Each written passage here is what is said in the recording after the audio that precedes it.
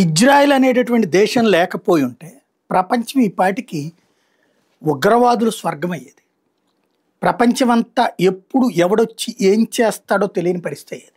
ఎందుకంటే మనము మన పక్కన ఉన్నటువంటి పాకిస్తాన్ మొత్తం ఉగ్రదేశం కాదు. పాకిస్తాన్ ఉగ్రవాదుల్ని పెంచి పోషించే దేశం.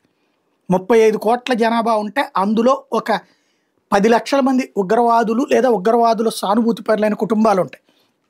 మిగతా వాళ్ళు సాధారణ ప్రజలే. అయితే వాళ్ళందరూ ఉగ్రవాదులు కాదు, భారత్ పట్ల ద్వేషం ఉంటుంది, అది వేరే పని. కానీ వాళ్ళందరూ ఇట్లాగా బాంబులు పేల్చాలి, నాశనం చేయాలని కోరుకునే మనస్తత్వం ఉన్నటువంటి వాళ్ళు. కానీ బాంబులు పేలినప్పుడు సంతోషపడుతుంటారు, అది ఒక దరిద్రం. అది పక్కన పెడదాం.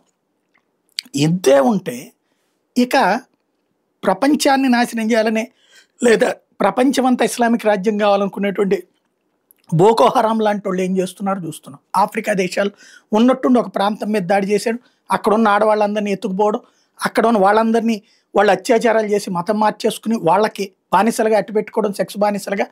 ఆ తర్వాత వాళ్ళ కుటుంబాన్ని మతం మారకపోతే మీ బ్రతుకులు నాశనం మీ వాళ్ళు నాశనం అయిపోతేనే వాళ్ళని కూడా మతాలు మార్చడం, అప్పుడే నీ పెళ్ళాన్ని నీ దగ్గరకు వస్తుందని చెప్పడం, ఇలాంటి అరాచకాలు చేస్తున్నారు వాళ్ళు.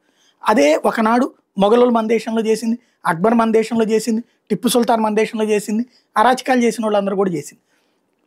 ఇప్పుడు అలాంటి మనస్తత్వమే ఉన్నటువంటి వాళ్ళే యెమెన్లో ఉన్న హౌతీలు కావచ్చు, లెబనాన్లో ఉన్న హెజ్బుల్లా వాళ్ళు కావచ్చు, లేకపోతే పాలస్తీనాలో ఉన్న హమాస్ వాళ్ళు కావచ్చు, లేకపోతే ఇరాక్ సిరియాలో ఉన్నటువంటి Islamic resistance force, Islamic jihadist force కావచ్చు.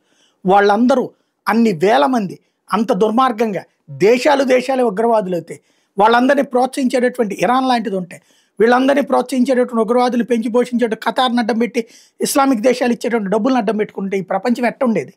ఇజ్రాయెల్ అనేది ఆఫ్టర్ ఆల్ తన దేశానికి సంబంధించిన జనాభా గురించి కాదు, 3-4 కోట్ల జనాభాలకు ఉండేది. యూదులు మొత్తం కలిపితే 3-4 కోట్లు ఉంటారు, ప్రపంచం మొత్తం మీద కలిపితే ఒక 5-6 కోట్లు ఉంటారు, అంతకు మించి ఉంటారు. కానీ వాళ్ళే ఓ రకంగా రక్షకులు, వాళ్ళే ఈ రోజున ప్రపంచాన్ని కాపాడుతోంది. వాళ్ళే లేకపోతే పద్దాక ఈ దరిద్రులను కంట్రోల్ చేయకపోతే రెచ్చిపోయేవాళ్ళు, అరాచకం చేసేవాళ్ళు. ఇది గుర్తుపెట్టుకోవాలి.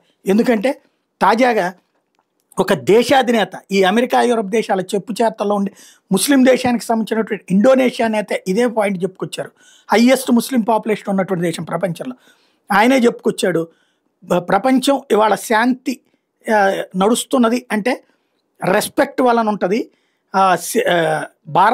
ఇజ్రాయెల్కి మనం సెక్యూరిటీ ఇవ్వాలా, సెక్యూరిటీ గ్యారంటీ ఇవ్వాలి, ఇజ్రాయెల్ని ఎప్పటికప్పుడు నాశనం చేసేయాలని చెప్పి అటు సౌదీ దాని పేరేంటిది ఇరాన్ కావచ్చు, ఈ యెమెను లెబనాను ఇట్లాంటివన్నీ చేస్తుంటే వాళ్ళని బతకనీయకపోతుంటే అందువల్లనే అశాంతి రేగుతుంది. దాన్ని కంట్రోల్ చేయాలంటే ఇజ్రాయెల్ తన బతుకు తను బతకనియాలి, ఇది తేల్చి చెప్పాడు ఆయన.